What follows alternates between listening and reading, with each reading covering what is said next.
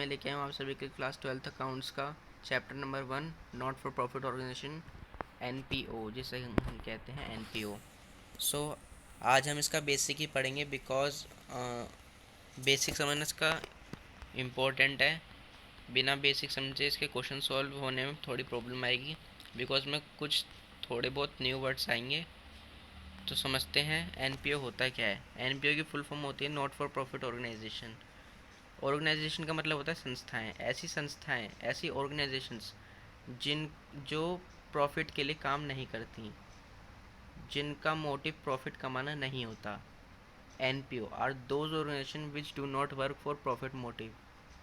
उनका profit motive नहीं होता जब वो काम करते हैं। The main objective of NPO to provide free cost of service for their members.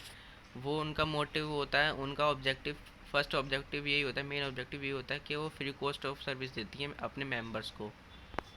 Examples schools, colleges, hospitals, social clubs, sports clubs, libraries और other charitable institutes. Basically NPO होता यही है जो जिनका मोटिव प्रॉफिट कमाना नहीं होता। ओके गाइस, सो हमने क्लास 11th में पढ़ा था चैप्टर नंबर 18-19 फाइनल अकाउंट्स। ये उसी की तरह नहीं होगा, बस थोड़ा सा इसमें डिफरेंट है बिकॉज हम उसमें निकालते थे प्रॉफिट और लॉस। इसमें हम निकाल अब हमारा इस और नॉट फॉर प्रॉफिट क्यों है, क्योंकि हम इनका काम ये नहीं होता कि प्रॉफिट कमाना। इसमें ये फ्री कॉस्ट ऑफ सर्विस देती हैं। सो हम इसमें प्रॉफिट नहीं निकालेंगे तो इसके अकाउंट्स भी चेंज होंगे। हम उसमें बनाते थे सोल प्रोप्राइटर वाले चैप्टर में क्लास 11th में trading account, first trading account, second P&L account जिसे कहते थे हम profit and loss account, third हमारे बैलेंस शीट बनती थी। इसके एनपीओ के फाइनल अकाउंट्स बनेंगे रिसिप्ट एंड पेमेंट अकाउंट, जो कि कैश बुक की तरह होता है, जो आपने क्लास 11th में पढ़ा है कैश बुक, जिसमें ओनली कैश ट्रांजेक्शन्स आती हैं। और सेकंड हमारा इसमें बनेगा income and expenditure account, third हमारा बनेगा इसमें बैलेंस शीट। तो फर्स्ट आता है हमारा receipt and payment account. It is just like a cash book और it is a real account. ये हमारा एक कैश बुक अकाउंट की तरह ही है, receipt and payment account. Okay, अब रियल अकाउंट कैसे, हमने क्लास 11th में पढ़ा था, ट्रेडिशनल रूल्स में पढ़ा था हमने। रियल अकाउंट क्या होता है, रियल अकाउंट के रूल्स क्या होते हैं। तो रियल अकाउंट्स के रूल यही होते हैं, डेबिट वर्ड कम्स इन, जो आया वो डेबिट, जो गया वो क्रेडिट। तो और क्रेडिट वर्ड गोज आउट, यही होता है हमारा रियल अकाउंट का रूल। सेकंड आता है हमारा income and expenditure account. Income and expenditure account में क्या होता है, it is just like a profit and loss account, जो कि आपने फाइनल अकाउंट में बनाया होगा क्लास 11th में। So it is a nominal in nature. इसका जो नेचर होता है वो नॉमिनल होता है। प्रॉफिट एंड लॉस अकाउंट की तरह ही बनेगा, बट उसमें हम निकालते थे प्रॉफिट और लॉस। इसमें हमारा निकलेगा इनकम एंड एक्सपेंडिचर अकाउंट में जो प्रॉफिट की जगह निकलेगा वो निकलेगा हमारा सरप्लस, और अकाउंट क्या कहते हैं, लॉस अकाउंट की जगह हमारा, सॉरी, लॉस की जगह निकलेगा हमारा डेफिसिट। ओके,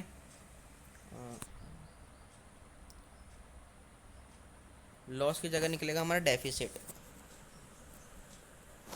और इसका जो नेचर होता है वो नॉमिनल होता है। नॉमिनल का रूल क्या था, नॉमिनल का रूल आपने ट्रेडिशनल रूल्स में पढ़ा होगा, debit all expenses and losses was debit, और ऑल इनकम्स एंड प्रॉफिट वो होते हैं क्रेडिट। ओके, और सेकेंडली हमारा आता है फिर बैलेंस शीट। बैलेंस शीट आपने पढ़ी होगी, opening balance sheet, closing balance sheet, class 11th में, सिंपल वही बैलेंस शीट है। फिर आता है हमारे सोर्स ऑफ इनकम। हमारी जो ऑर्गेनाइजेशंस होती हैं उनके पास जो सोर्स ऑफ इनकम होता है वो कहाँ कहाँ से आती है, इनकम्स कहाँ कहाँ से आती हैं, बिकॉज वो कुछ सेल परचेज तो करते नहीं है। हमारा फाइनल अकाउंट में क्या होता था, सेल परचेज क्या आया क्या गया, उससे हमारे को प्रॉफिट मिलता था, वो हम निकालते थे, प्रॉफिट मिला या लॉस मिला। अब इसमें प्रॉफिट लॉस तो मिलता नहीं है बिकॉज हम इसमें सेल परचेज नहीं करते। हमें इसे मिलते हैं कुछ सब्सक्रिप्शंस, डोनेशंस, एंट्रेंस फीस। अब हम समझते हैं ये सब होते क्या हैं, हमारे कौन कौन से मेन सोर्सेज होते हैं एनपीओ के। ओके, तो फर्स्ट आता है हमारा सब्सक्रिप्शन। सब्सक्रिप्शन क्या होता है हमारा, ये आता है हमारा सब्सक्रिप्शन। सब्सक्रिप्शन क्या होता है, सब्सक्रिप्शन एक तरह की मेंबरशिप होती है जो कि संस्थाएं, जो कि ऑर्गेनाइजेशंस प्रोवाइड कराती हैं, जो उनको हर मंथली या ईयरली कुछ सब्सक्रिप्शन देना पड़ता है उन मेंबर्स को जो जुड़े हुए होते हैं ऑर्गेनाइजेशन से। वो होता है ना हमारा सब्सक्रिप्शंस। तो ये हमारा इनकम होगी ऑर्गेनाइजेशन के लिए। ओके, सेकंड आता है हमारा डोनेशन। Donation, okay. डोनेशन क्या होता है? डोनेशन एक सिंपली हम जो डोनेट करते हैं, पीपल्स जो ऑर्गेनाइजेशन संस्थाओं को डोनेट करती हैं, कुछ भी अमाउंट डोनेट करे, डोनेशन ही होती है। जो कि मतलब कि जिंदा रह के जो डोनेट करती हैं, ठीक है, जिंदा रहते हुए जो हम डिनोट करते हैं, डोनेट करते हैं संस्थाओं को, ऑर्गेनाइजेशंस को, वो हमारा डोनेशन कहलाती है। थर्ड आते हैं हमारी एंट्रेंस फीस। अब कुछ एंट्रेंस फीस होती है। एंट्रेंस फीस वो होती है ऑर्गेनाइजेशंस की, जैसे कोई भी ऑर्गेनाइजेशंस ले लो, उसकी कुछ एंट्रेंस फीस होती है। मतलब कि जैसे कि कुछ एंट्री करने के लिए कुछ एंट्रेंस फीस होती है, उसे कहते हैं हम एंट्रेंस फीस। एडमिशन फ़ी होगी, गवर्नमेंट ग्रांट हो गया। गवर्नमेंट ग्रांट एक तरह का जो हमें गवर्नमेंट से एक तरह का इनकम प्रोवाइड होती है। गवर्नमेंट कुछ इनकम संस्थाओं को, ऑर्गेनाइजेशंस को देती है, उसे कहते हैं हम गवर्नमेंट ग्रांट। बेसिक इनकम होती है, रेंट हो गई, और फिर आता है हमारा डिविडेंड, इंटरेस्ट, और फिर proceed from matches, concert, shows etcetera, sale of newspaper, newspaper को सेल करके, ओल्ड न्यूज़पेपर होते हैं, मैगजीन्स होती हैं, ग्राफ्स होते हैं, मैगजीन्स होती हैं, एक्सेट्रा। फिर हमारा आता है इसमें कैपिटल रिसिप्ट्स, जो कि नॉन अकरिंग नेचर की होती हैं। लेगेसी क्या होता है? लेगेसी जो हमने पढ़ा था यहाँ पर, हमने डोनेशन पढ़ा था, डोनेशन की तरह ही होती है लेगेसी। डोनेशन में क्या होता है, हम ज़िंदा रहते हुए जो डोनेट करते हैं। लेगेसी में क्या होता है, एक तरह की मरने के बाद जो भी उसकी वसीयत होती है, कोई उस वसीयत का अगर वो लिख के चला गया 20% मैंने मंदिर में दान करना है, तो मंदिर में दान करना है, तो उसे कहते हैं हम लेगेसी। या फिर उसकी कोई भी उसकी डॉटर या सन वगैरह नहीं है, उसकी औलाद नहीं है, तो उसका सारा जितना भी उसका कमाया हुआ है, जितनी उसकी वसीयत वगैरह है, सब वो उसके मरने के बाद सारा वो डोनेट कर देगा। उसे कहते हैं हम लेगेसी। ये डोनेशन की तरह ही होती है। उसके बाद होती है लाइफ मेंबरशिप। लाइफ मेंबरशिप क्या होती है? लाइफ मेंबरशिप वो मेंबरशिप होती है जो कि लाइफ के साथ साथ एक तरह, ये वन टाइम पेमेंट होती है लाइफ मेंबरशिप। एक बार में हमें इसमें पेमेंट करनी होती है ऑर्गेनाइजेशन को। Okay. Specific subscription. Specific subscription क्या होता है? सब्सक्रिप्शन जो हमने पढ़ा था, स्पेसिफिक सब्सक्रिप्शन में याद आता है कि इसमें वन टाइम पेमेंट जो होती है, ये सारी हमारी कैपिटल नेचर की होती हैं। जो कि ऊपर जो हमने पढ़ी थी वो रेवेन्यू नेचर की, जिनसे हमें इनकम जनरेट होती है, जो कि हमारी जाती है expenditure and income and expenditure account में, हमारी क्रेडिट होती हैं।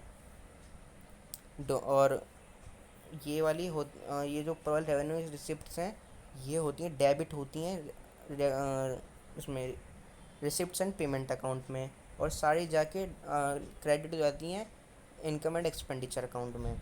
और जो कैपिटल रिसिप्ट्स होती हैं, ये सारी हमारी डेबिट तो होती हैं उसमें रिसिप्ट्स एंड पेमेंट में, बट ये इनकम एंड एक्सपेंडिचर अकाउंट में नहीं आती, बिकॉज ये हमारी एक तरह की कैपिटल नेचर की जाती हैं, तो ये हमारी जाती है बैलेंस शीट में। बैलेंस शीट में चली जाती हैं एसेट्स के रूप में।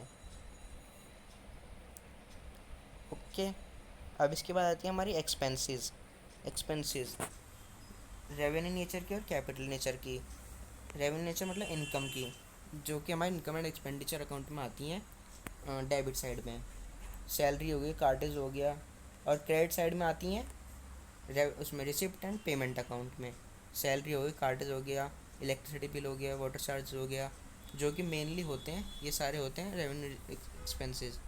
कैपिटल एक्सपेंसेस हमारे एक ही होता है, परचेज ऑफ फिक्स्ड एसेट्स और कोई इन्वेस्टमेंट। अब इसमें आता है, इसमें थोड़ा डिटेल में पढ़ते हैं रिसिप्ट एंड पेमेंट अकाउंट होता क्या है। रिसिप्ट एंड पेमेंट अकाउंट, इसका जो होता है, ये रियल अकाउंट होता है। रियल अकाउंट का मैंने आपको रूल बताया था। रियल अकाउंट में डेबिट वर्ड कम्स इन और क्रेडिट वर्ड गोज आउट। जो आया वो डेबिट, जो गया वो क्रेडिट। ओके। जो आया वो डेबिट, जो गया वो क्रेडिट। उसके बाद आता है कैश बेसिस। कैश बेसिस का क्या मतलब है? कैश बेसिस का मतलब है एक एक तरह का कैश अकाउंट होता है, जो कि हमारा कैश अकाउंट मतलब कि हमने ऊपर अभी पढ़ा था, दिखाता हूँ। हमने पढ़ा था it is just like a cash book और it is a real account. ठीक है। ये रहा कैश बेसिस, ये हमारा कैश अकाउंट की तरह ही होता है। ओनली कैश ट्रांजेक्शन, इसमें हमें ओनली कैश ट्रांजेक्शन आती हैं। CY का मतलब है current year, PY previous year, NY next year. इसके दोनों नेचर होते हैं, रेवेन्यू नेचर की भी होती हैं और कैपिटल नेचर भी होती हैं। उसके बाद इसका फॉर्मेट देख लेते हैं कैसा होता है। एक तरह का इसके ये हमारा कैश अकाउंट की तरह ही उसका फॉर्मेट होता है। ये हमारी डेबिट साइड हो गई, ये हमारी क्रेडिट साइड हो गई। ये हमारी डेबिट साइड, ये क्रेडिट साइड, ये हमारे ओके ओके। और ये हमारी होती है इनफ्लो और ये होती है हमारी आउटफ्लो।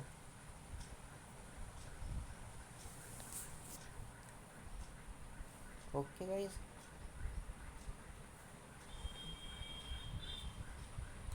देखिए फर्स्ट हमारे कैश अकाउंट में हम लिखते हैं कि हमारे पास कितना बैलेंस है कैश, कैश में कितना बैलेंस है, कैश कितना है, बैंक कितना है, ये हमारी फिक्स डिपॉजिट कितनी है।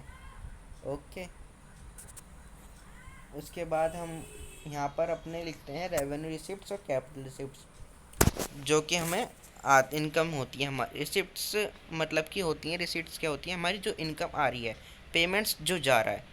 रिसिप्ट्स एंड पेमेंट्स अकाउंट हमें बना हुआ मिलता है, और अगर ये बना हुआ नहीं मिलता तो हमें ट्रायल बैलेंस बना हुआ मिलता है। रिसिप्ट्स जो हमें हमारे पास आया, इनकम जो होती है हमारी, पेमेंट्स जो हमारे पास से गया।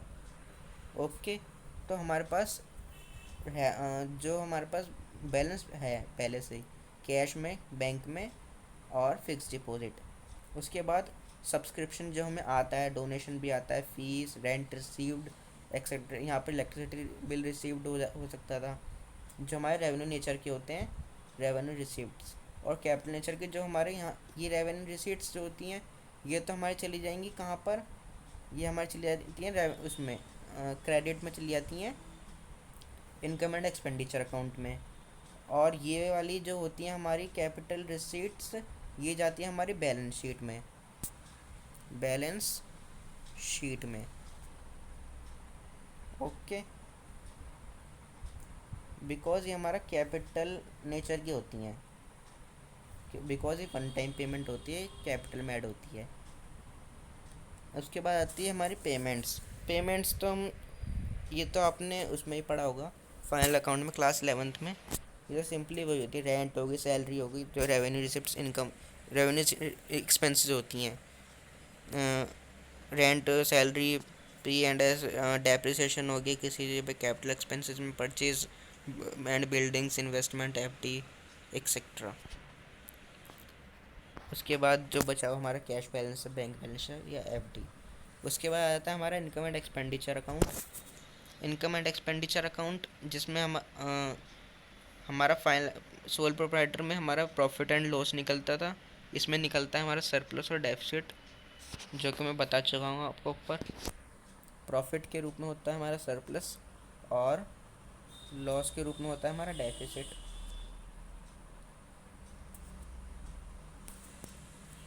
Okay. Income and expenditure account is prepared at the end of the accounting year, accounting period. ये हमारा अकाउंटिंग पीरियड के एंड टाइम में निकल बनता है। और matching revenue receipt, income and revenue expense to determine surplus और डेफिसिट निकालने के लिए।